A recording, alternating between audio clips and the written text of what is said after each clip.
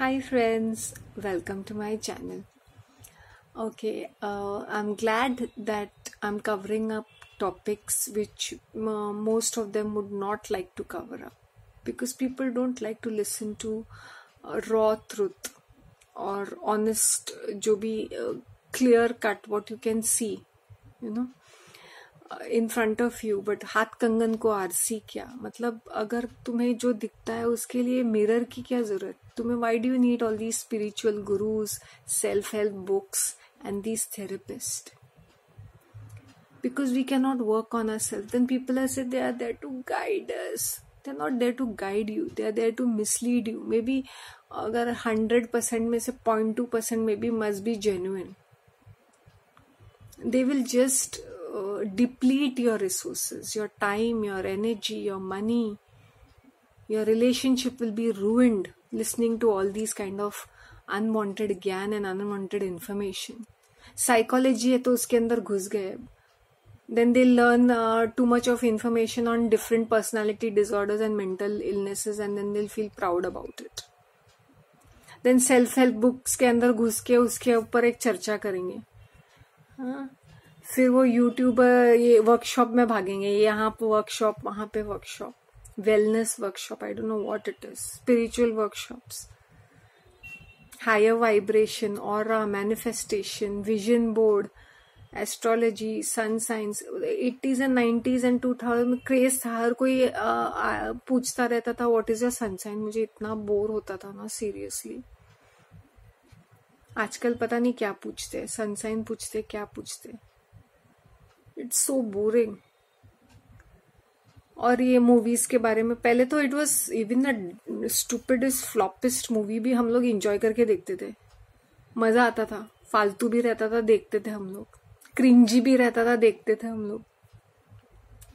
But आजकल movies ना ऐसे लगता है मूवी नहीं हम लोग एंटरटेनमेंट के लिए नहीं पता नहीं हमारे अपने आप को डिप्रेशन में जाने के लिए एक बहाना ढूंढ रहे हैं ऐसे ऐसे डार्क थीम्स मर्डर का इन्वेस्टिगेशन रेप का इन्वेस्टिगेशन नेचुरल डिजास्टर का रिक्रिएटिंग दो सीन्स रिक्रिएटिंग कोर्ट का सीन्स क्या है मतलब लाइफ में वाई आर यू क्रिएटिंग वो पुरातन काल के वो हिस्टोरिकल इवेंट्स रिक्रिएट कर रहे हैं या किसी बायोपिक पे बना रहे हैं अरे but why are we retraumatising our self with these events some of these events we don't have to relive them just by repetition all the time such negativity But no, we are so because we do not bother about simple life. Trust me, the benefits of being simple is when you stop, competing with others and stop bothering what other people are saying. Seriously, जिस दिन तुम अपने अंदर इतनी हिम्मत पैदा करते हो कि भाई अभी जो है सो बात करनी है तो करो नहीं तो थैंक यू वेरी मच ऐसा वाला एटीट्यूड अगर तुम लोग रखोगे तो नहीं किसी को केयरफुली कंस्ट्रक्ट नहीं I will only speak this much I will speak diplomatically and I will speak cleverly 48 rules of wisdom क्या लॉज ऑफ रॉबर्ट ग्रीन वाला वो बुक है ना how to manipulate people Machiavellian kinds of why I am like क्यों हम अपने आप को इतना कॉम्प्लिकेट करते हैं how to influence people how to be friendly मैंने बोला if your basic nature is rotten you won't be able to